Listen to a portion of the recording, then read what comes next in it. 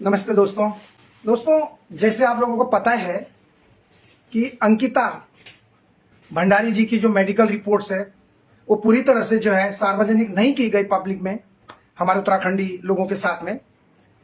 इसके पीछे क्या कारण है और क्यों जो है मेडिकल रिपोर्ट को सार्वजनिक नहीं किया गया, के ऊपर अंकिता के जो परिवार वाले हैं अब वो केस लड़ेंगे, उनके लिए वकील होएगा, उसका सारा खर्चा जो आरोपी हैं उनको उठाना होगा और इस परिवार को कम से कम 5 से 10 करोड़ रुपए तक का मुआवजा मिलना चाहिए। और उत्तराखंड सरकार को जो है इनके परिवार, इनके पिता या इनके भाई को एक सरकारी नौकरी जरूर देनी चाहिए, एक इंसानियत का धर्म निभाना चाहिए। उन्होंने तो अपनी बेटी खो दी। इस बेटी के लिए, अंकिता भंडारी के लिए जितनी हम प्रशंसा कर सके उतनी कम की कम है। आप थोड़ी देर के लिए सोचिए कि इससे पहले कई बहनों के साथ में ऐसा दुर्व्यवहार किया गया होगा, ऐसी प्रत्यारित किया गया होगा, उनके साथ शोषण किया गया, उनको इसी तरीके से कहा गया होगा कि तुमको जो एक्स्ट्रा सर्विस देनी पड़ेगी वीआईपी लोगों के लिए। और मैं साथ में यह भी जानना चाहता हूं कि वो एक्स्ट्रा सर्विस वाला वीआईपी कौन था? क्या कोई पॉलिटिशियन था या कोई कौन था, या कोई बाहुबली था? कौन था वो स्पेशल सर्विस मांगने वाला व्यक्ति? क्या पुलकित जैसे दरिंदे, भास्कर जैसा दरिंदा, अंकित जैसा दरिंदा, उन लोगों को ऐसी धुनाई की जाए, ऐसी धुनाई की जाए कि उनको याद रखें, उनसे पूछा जाए वो वीआईपी कौन था जिस वीआईपी की वजह से एक बहादुर बेटी ने अपनी जान गंवा दी। उत्तराखंड की बेटी, बहादुर बेटी, साहसिक बेटी। ऐसी नहीं उत्तराखंड को नाम देवभूमि किया गया। देवभूमि को इसीलिए नहीं कहते कि मां बहनों की देवभूमि है, इसीलिए कहा जाता है। देखिए, उस बहन ने अपने प्राणों की जो है परवाह न करते हुए, अपने जीवन की परवाह न करते हुए उसने सबको डांटा, इतने बड़े रसूखदार। और हमें सबसे बड़ा दुख मुझे इस बात में होता है कि पोस्टमार्टम की रिपोर्ट, जब भी किसी लड़की की उत्तराखंड में पोस्टमार्टम रिपोर्ट का मामला आता तो पोस्टमार्टम रिपोर्ट को यानी पीएम को दबाने की कोशिश क्यों की जाती है? क्यों पोस्टमार्टम रिपोर्ट को सार्वजनिक नहीं किया जाता? आप मुझे बताइए, क्यों पोस्टमार्टम रिपोर्ट को दबाया जाता? और जब भी कोई उत्तराखंड के मामले में कोई बात आती है, किसी भी बहन के ऊपर कोई अत्याचार होता है, जुर्म होता है, तो उसकी पोस्टमार्टम रिपोर्ट को दबाने की कोशिश क्यों करती है उत्तराखंड सरकार? किसी की भी सरकार आई उससे पहले क्यों इनको डर लग रहा है?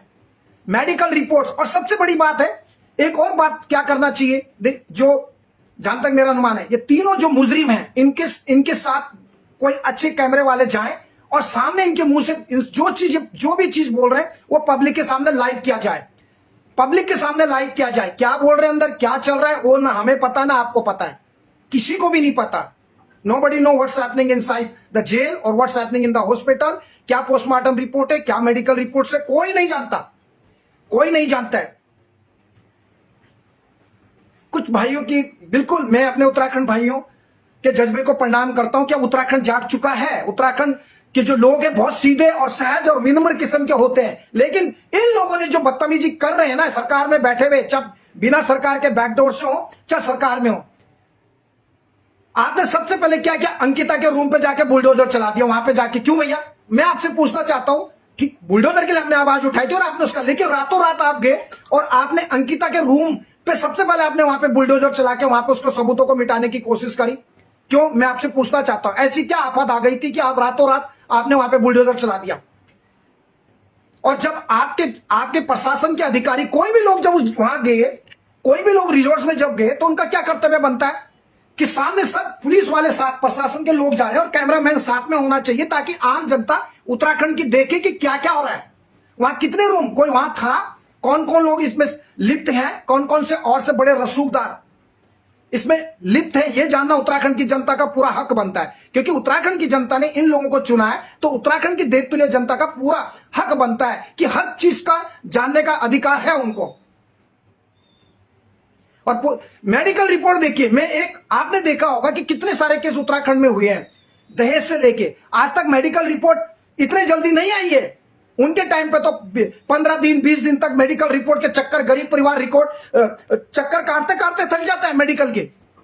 इससे पहले कभी उत्तराखंड की गवर्नमेंट ने, जो भी सरकार आई हो, कभी भी उन्होंने लड़कियों के मामले में, गर्ल्स के मामले में, रेप के मामले में, बलात्कार के मामले में जो भी मेडिकल रिपोर्ट रही होगी, कभी इन्होंने दी?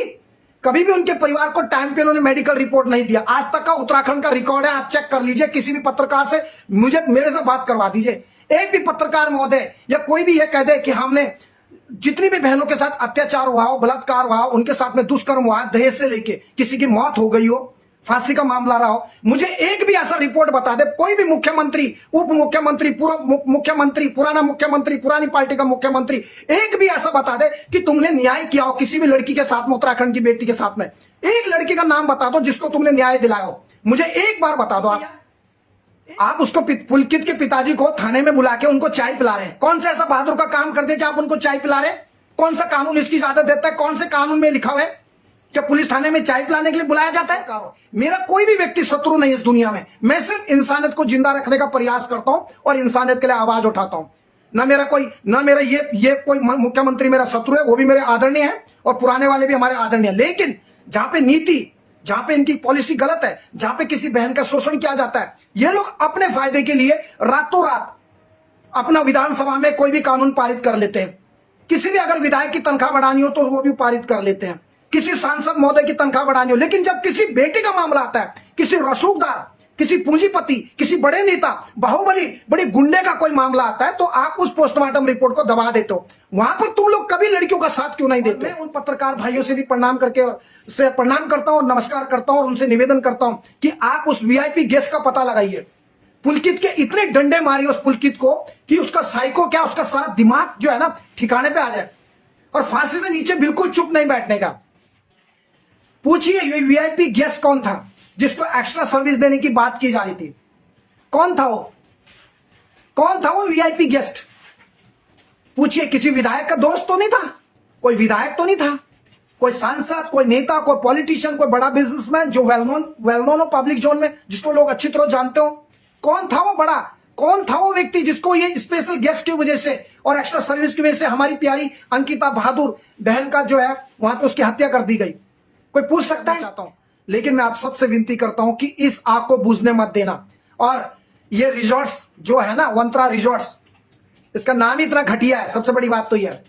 और रिजॉर्ट्स को पर्दे जला दिए। पर्दे तो कल आके 1,50,000 में दूसरे पर्दे लगा देगा। ये बिल्डिंग ही धराशायी हो जानी चाहिए, क्योंकि ये एक वो है, नर्क है, ये मनुष्य है, ये वंत्रा रिजॉर्ट्स। और ऐसे ही इनके जैसे कितने सारे रिजॉर्ट्सों की खोजबीन करनी चाहिए। एक पुलिस की टीम तैयार करनी चाहिए जो निष्पक्ष, ऐसी इंडिपेंडेंट बॉडी हो जो खुद जाए चेक करे, दूध का दूध पानी का पानी। बहुत इसीलिए आप लोग बोलते नहीं है, प्रॉब्लम ये है, आप लोग डरते हैं, अरे वो सेलिब्रिटी है।